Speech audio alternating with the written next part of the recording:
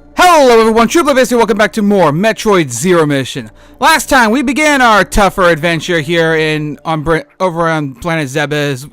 Made our way through Brinstar and we made it to Norfair, and the map's guiding us to this without how we can't really get up there. If you're good with the techniques, the speedrunning techniques, you could, but I'm gonna go ahead and go the way you're supposed to go first. You're supposed to go to the left here initially though. No worries though, we will be getting back to that way though. Oh, also that's a little enemy respawning area though, where you can get like up. We can basically recharge missiles and whoa, actually hit that guy. Hit him there. So actually was not expecting that. Okay, here we go. Missile tank that's up over there, and ow. I'm gonna wait on that again. I could get it with another little trick though. I do still plan to show some of those little tricks though, but I'm gonna go ahead and just for now just hurry to this part. To do this part up here though, because I'm a little bit of a time crunch right of recording this section, and ow! Just notice that thing hit me there though. Ugh. I hate those enemies.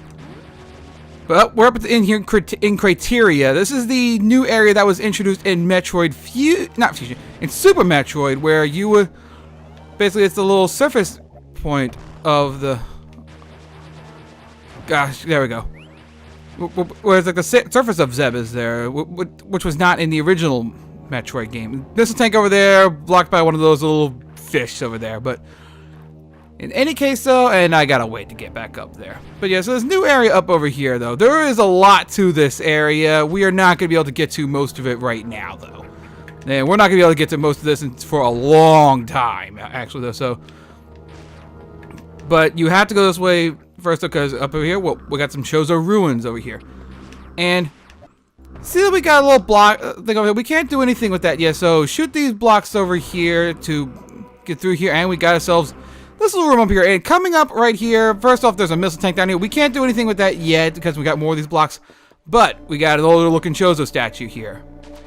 And coming up next is one of my favorite sound effects in just about any video game.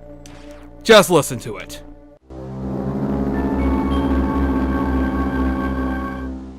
Yep, that's the thing, and it's an item that we can't use because it's incompatible. But as you saw there, it is a beam upgrade, so that's the thing. So, but again, we actually can't use it. But getting that lets us now to get rid of these blocks.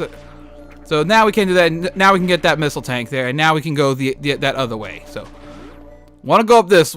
So now let's make our way back up this way here. You could also destroy that block that's above you, but unless you're a master of bomb jumping, I don't recommend it though. This way's faster. But now let's head up over this way here. There's a lot more to the right. We just can't get to it right now.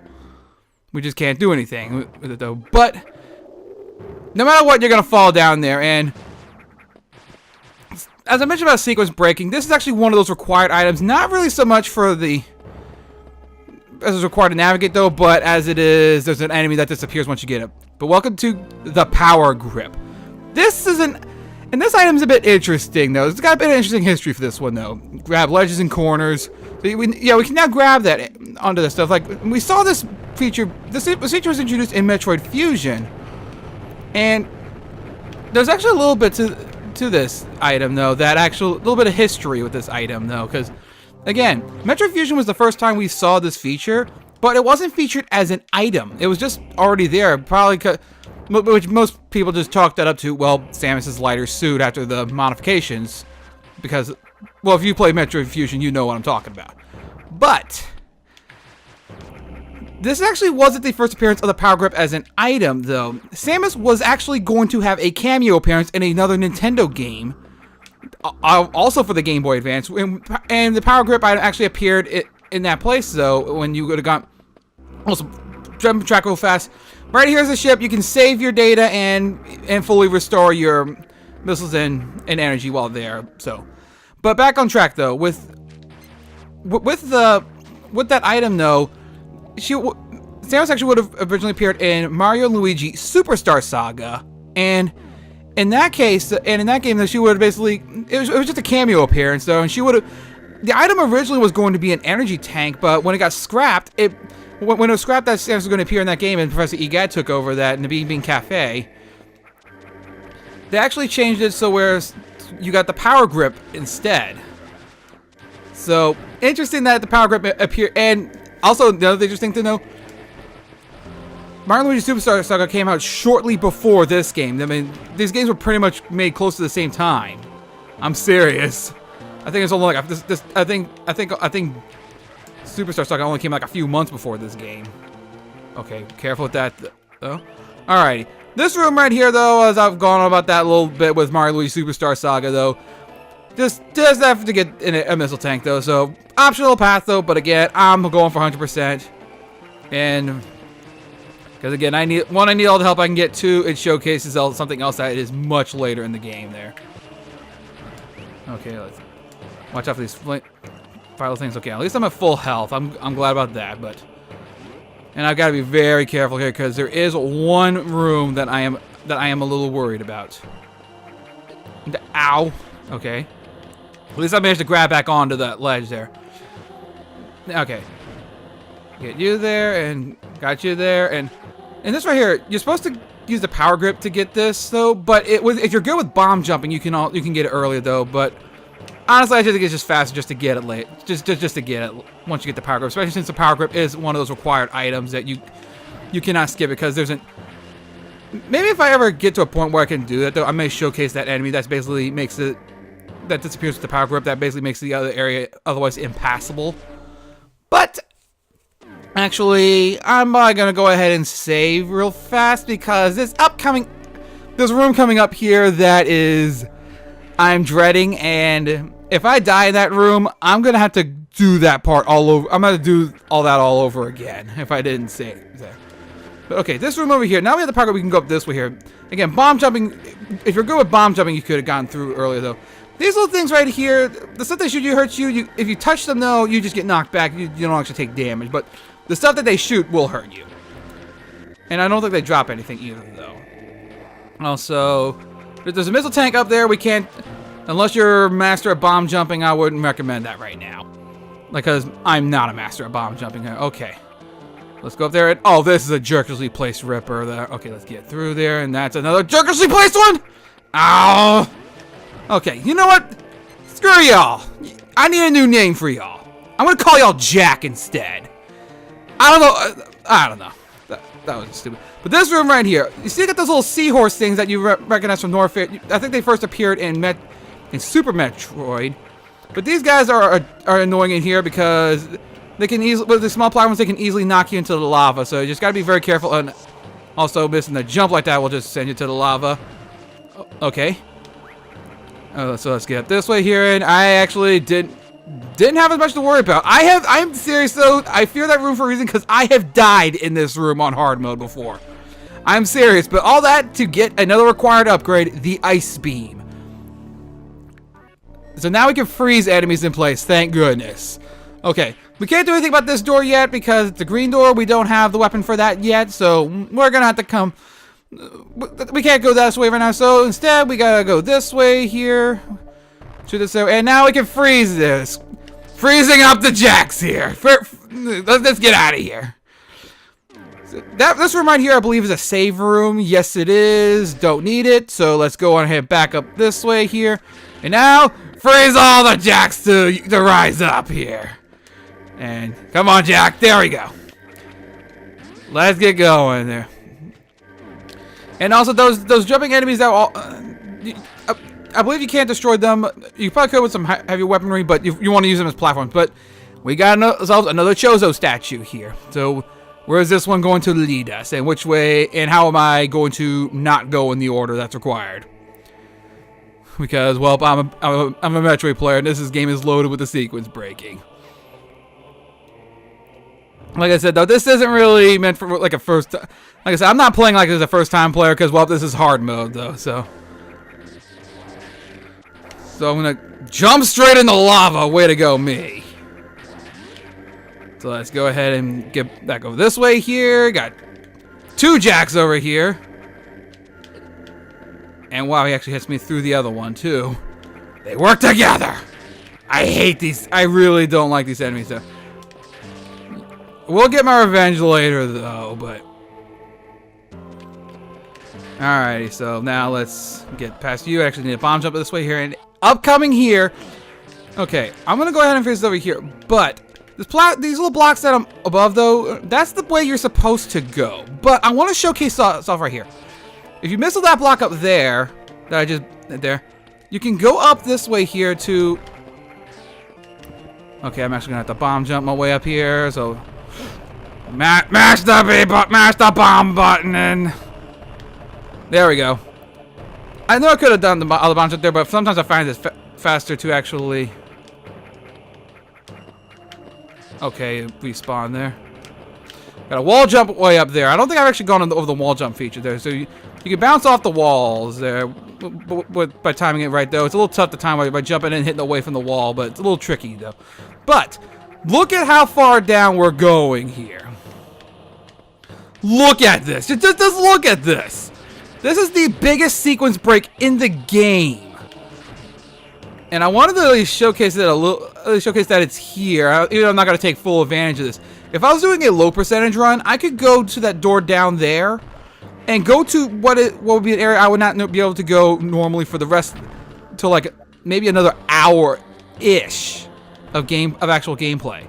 But I'm not going to do that yet because you could actually go down there and yeah, go down there and way to go, me. You can actually go over there and get like an up. And well, basically tackle like the second half of the game now. Not actually the second half of the game. That's not entirely accurate. It's more like the second major act of the game. It's more accurate.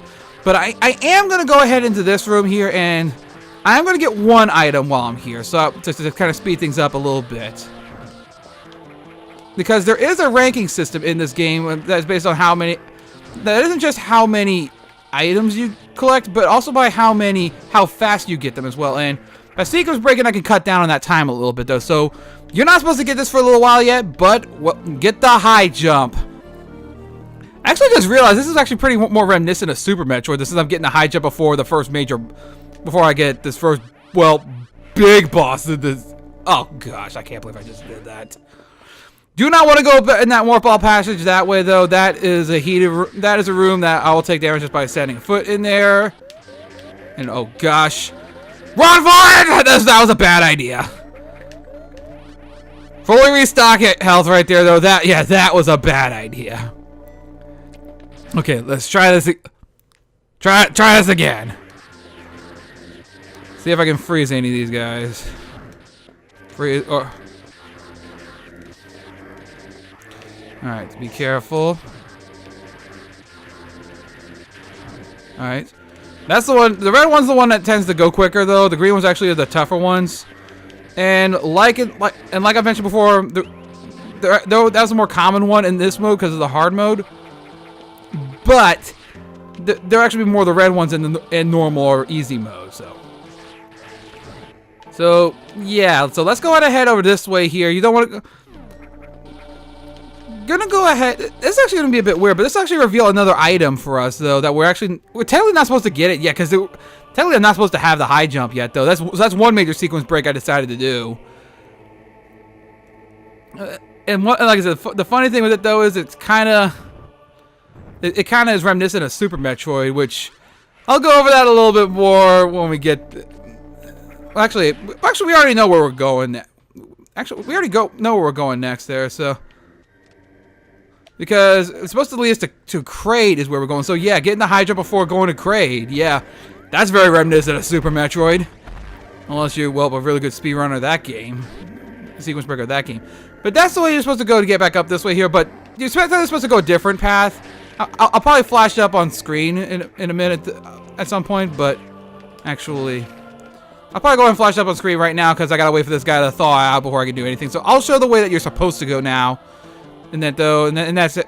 So that's how you do that, though. But now let's free him back up, and now let's use him to get up this way. And yeah, even with the high jump, I couldn't reach that. I couldn't fully reach that. So you do need to freeze him, otherwise be really good at wall jumping. Not wall jumping, or bomb jumping. And like I said, with that high jump ability that I got, I could technically get another upgrade now, but I don't want to cheese it too much. Because right now, because the only thing this did was basically give me some more missiles and some more. It basically gave me like a little extra mobility with a higher jump. So, and also a bomb block. Oh, that's another thing that's dangerous though, is with the bomb blocks. That's another, you gotta be really good at bomb jumping for that. So let's start heading our way down to Kraid, because that is technically where we're supposed to go next. So, like I said, because I basically get the high jump early though, and so I can showcase the other major sequence break to where you can actually go to another part of the area, another part of the game much sooner than you're supposed to. Yeah, so yeah, Super Metroid flashbacks to anyone, even though this was not the way they intended you to go.